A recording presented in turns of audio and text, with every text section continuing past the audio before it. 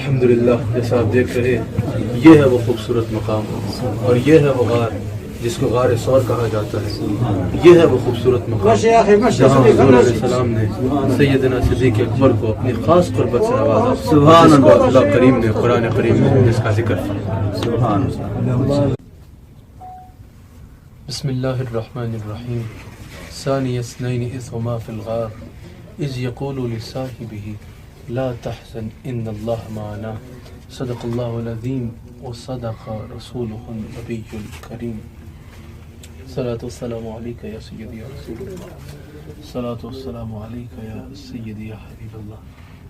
اس وقت الحمدللہ ہم جبل ثور پر ہیں جہاں وہ خوش قسمت غار ہے، وہ خوش قسمت مقام ہے کہ جس کے بارے میں اللہ کریم قرآن کریم میں ارشاد فرماتا ہے ثانی اثنین اذ ہما فی الغار اذ یقول لصاحبہ لا تحزن ان اللہ معنا. یہ جب حضور علیہ السلام نے مکہ مکرمہ سے مدینہ منورہ ہجرت کا ارادہ فرمایا، 3 دن اور 3 راتیں حضور علیہ السلام نے غار ثور کو نوازا اور غار ثور میں قیام فرمایا.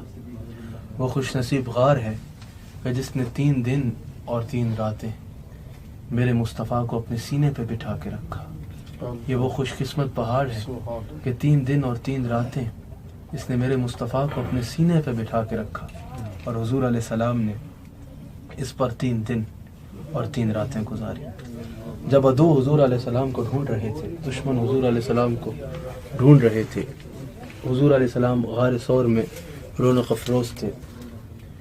کبوتری نے انڈے دے دیے، مکڑی نے جالا بنا دیا. تفصیل سے اس وقت بیان کرنے کا وقت نہیں ہے، آپ سب آپ واقف ہیں. حضور علیہ السلام غار ثور کے اندر رونق افروز ہیں. عدو گرد غار پھر کے دشمن دیکھ کے چلے گئے، ان کو حضور علیہ السلام نظر نہ آئے، وہ حضور علیہ السلام کا نہ دیکھ پائے. جب وہ گرد غار پھر رہے تھے، حضور علیہ السلام کو ڈھونڈ رہے تھے، تو اس آیت کی تفسیر میں امام علوسی نے تفسیر المعانی میں کہا کہ جب وہ پھر رہے تھے تو ان کو حضور کو سیدنا صدیق اکبر کو وہ نظر آ رہے تھے، لیکن ان کو حضور اور سیدنا صدیق اکبر نظر نہیں آ رہے تھے. جب وہ بالکل غار کے دروازے پہ پہنچ گئے تو صدیق اکبر نے رونا شروع کر دیا. تو حضور علیہ السلام نے فرمایا کہ ابو بکر غم مت کرو، اللہ ہمارے ساتھ ہے. اب یاد رکھیے گا صدیق اکبر کو اپنا خوف نہیں تھا. انسان کو خوف اپنے لیے ہوتا ہے، غم کسی اور کے لیے ہوتا ہے. یہاں حضور علیہ السلام نے فرمایا لا تحزن، غم نہ کرو. ان کو اپنا خوف نہیں تھا، ان کو غم یہ تھا کہ میری جان 1000 بار رسول اللہ پہ قربان کو، رسول اللہ کے بال کو بھی نقصان. تو حضور علیہ السلام نے فرمایا ابو بکر ڈرو مت، اللہ ہمارے ساتھ ہے. حضور کے اس ارشاد کو اللہ نے قرآن میں نقل فرمایا، ذکر فرمایا، قرآن میں ذکر فرمایا ثانی اثنین اذ ہما فی الغار. ان 2 میں سے دوسرا جب وہ دونوں غار میں تھے، اذ یقول لصاحبہ، جب حضور علیہ السلام نے اپنے صحابی یعنی صدیق اکبر سے ارشاد فرمایا لا تحزن ان اللہ معنا، غم مت کرو، اللہ ہمارے ساتھ ہے، اللہ ہمارے ساتھ ہے. ادھر ایک بات کرنا چاہوں گا، مفسرین نے یہاں بہت خوبصورت بات کی، بہت خوبصورت بات کی. امام علوسی نے بھی، مفسرین نے بہت خوبصورت بات کی. اللہ کی قربت کے 3 درجے ہیں، 4 درجے ہیں. ایک جو ہر انسان کو حاصل ہے، 2 اکٹھے تو تیسرا اللہ، 3 اکٹھے تو چوتھا اللہ. ایک جو مومنین کو حاصل ہے، اولیاء کو حاصل ہے، صحابہ کو حاصل ہے.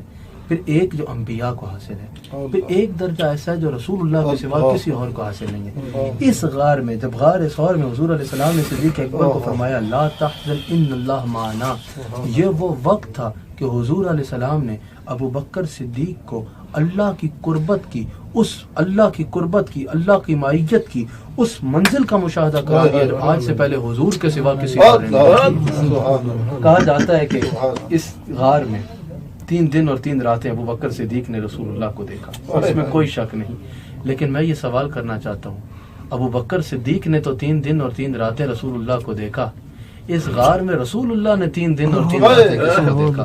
اس غار میں رسول اللہ نے 3 دن اور 3 راتیں کس کو دیکھا؟ رسول اللہ نے 3 دن اور 3 راتیں لگاتار سیدنا صدیق اکبر کو دیکھا. جو نبی ایک بار چاند کو دیکھے تو چاند توڑ دیتا ہے، ایک بار سورج پہ توجہ ڈالے تو سورج موڑ دیتا ہے، ایک بار کنکریوں کو طرف نظر ڈالے تو کنکریاں کلمہ پڑتی ہیں، ایک بار مردے پہ نظر ڈالے تو مردہ اٹھ جاتا ہے۔ 3 دن اور 3 راتیں لگاتار وہ جس کو دیکھتا ہے اس کا عالم کیا ہوگا، اس کا کوئی تصور۔ یہاں غار میں تھے تو صدیق اکبر نے حضور سے عرض کی یا رسول اللہ پانی چاہیے۔